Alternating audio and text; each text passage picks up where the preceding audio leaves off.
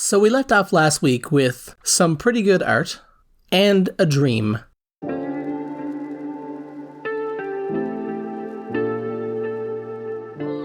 This week the plan was to get the event system working, just to get a basic loop set up, where the event starts, picks a character, finds out what kind of room they're in, and then runs something, and then repeats.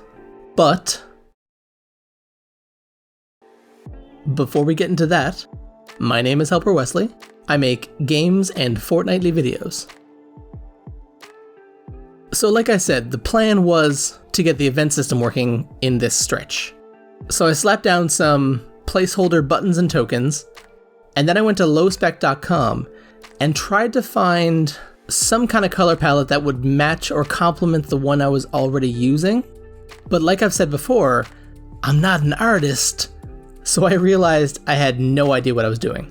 So rather than trying to merge two color palettes together, I just went ahead with the colors that I had. I made some player tokens that were meant to be permanent, but looking back on them now, I'm probably going to change them. And before I got started, I wanted to make sure that the ideas were firmly figured out in my head before I made anything. Otherwise, I would have to backtrack. The issue with this game so far is that I want the player to be able to select where each crewman goes, because I think that would be a really cool set of choices for the player to make.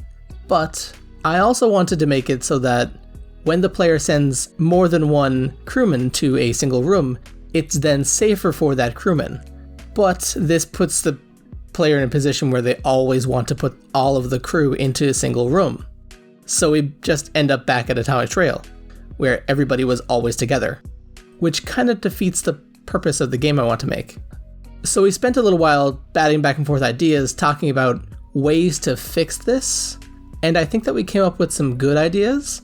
Like when the player is in a room with more characters, it's safer, but you won't leave with as many resources as if you had split your team up. And you wouldn't have explored as much of the ship. So hopefully that balances out. But at the end of the brainstorming session, we decided it was just best to go and start building the darn thing, and figuring it out once there's a working prototype.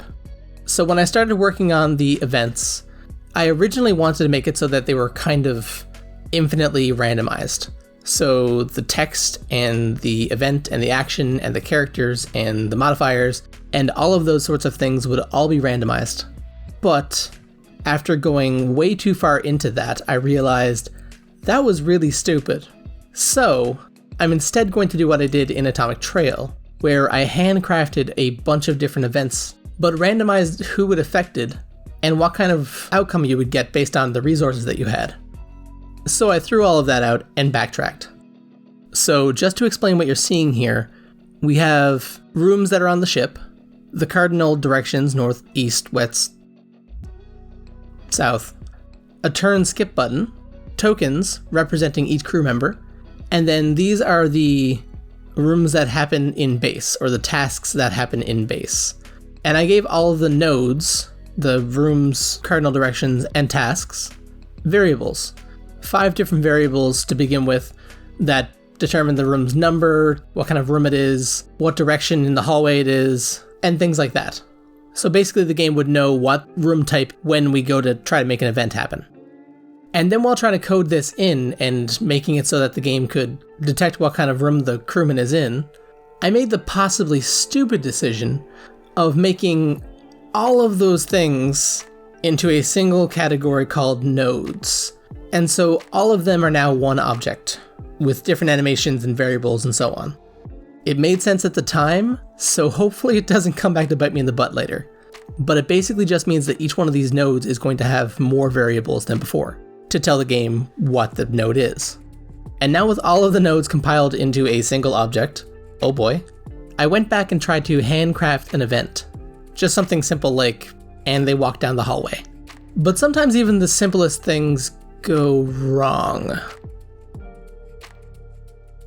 I'm only half sure about what it was that went wrong there, but now it works, so good, I guess. After getting frustrated with the whole event system, I put it down and had a rest. When I came back to it, I had no desire to work on events, so instead I worked on the shiny new thing, SQUIRREL. randomizing the node variables. It doesn't sound overly exciting, but this is going to kind of be the crux of the whole RNG thing.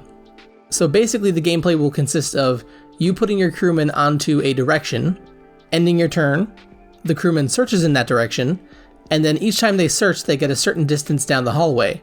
And these nodes will be a random distance down that hallway within some variation. So it's not like all of the nodes will be way down at the end of the hallway or some ungodly forever distance, but it'll be more or less evenly spaced out. And then once you find these rooms, you then search them, and there'll be some sort of random type, which will tell you what kind of resources will come from them, and so on. It's going to be a lot. It's a great thing I gave myself 5 videos to get this game done in. It would have been really silly to try to do it in 3. So I'm glad I did that right from the beginning. And then before finishing the randomization properly, SQUIRREL, and started working on some art. These nodes being represented by black squares just wasn't doing it for me. So using the color palette that I was using previously, I decided to make it so that they have the same light color as is displayed on the monitors in the previous art.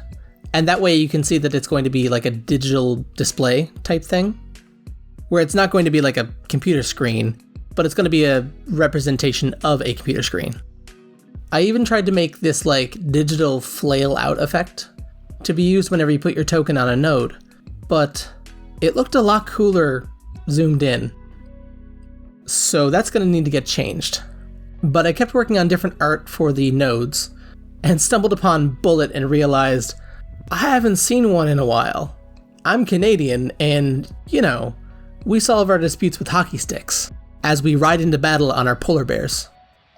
And after putting the game down for a little while, I picked back up the RNG for the nodes and decided that it should have descriptors as well. So while the events themselves are going to be handcrafted, there's going to be elements that are randomized. So like, well here, I'll just show you what I ended up with. Now firstly, I know it doesn't look good. It's prototype art. Get over it. But I was successfully able to make it so that all of the rooms randomized properly, have a description of some kind. Some are just normal, other ones have actual descriptions. It doesn't look very good. It's gonna get there. It's gonna get there. I still have another 3 videos to go. I've got loads of time. If you enjoyed that video, be sure to click on that subscribe button.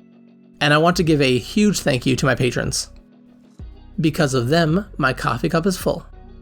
And as always, the links to all the cool places that I hang out are down below. And if you decide to click on one, then I'll see you there.